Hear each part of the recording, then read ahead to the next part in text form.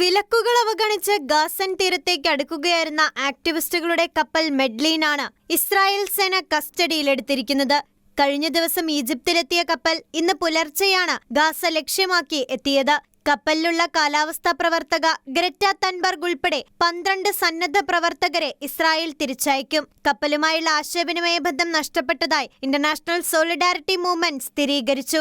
പരിസ്ഥിതി പ്രവർത്തക ഗ്രറ്റയെ കൂടാതെ ജർമ്മൻകാരായ റിമ ഹസൻ, യാസമിൻ നഗാർ എന്നിവരും ഫ്രാൻസിൽ നിന്നുള്ള ബാപ്റ്റിസ്റ്റ് ആൻഡ്രെ, ഒമർ ഫയ്യാദ്, പാസ്കൽ മൗറിറാസ്, യാനിസ് റെവാവിയാഡ് എന്നിവരും ബ്രസീലിൽ നിന്നുള്ള തിയാഗോ അവില, തുർക്കിയിൽ നിന്ന് സുയബ് ബൊർദു, സ്പെയിനിൽ നിന്നുള്ള സെർജിയോ ടൊർബിയോ, നെതർലൻഡ്സിൽ നിന്ന് മാർക്കോ വാൻ റെന്നിസ് എന്നിവരാണ് കപ്പലിലുള്ളത്.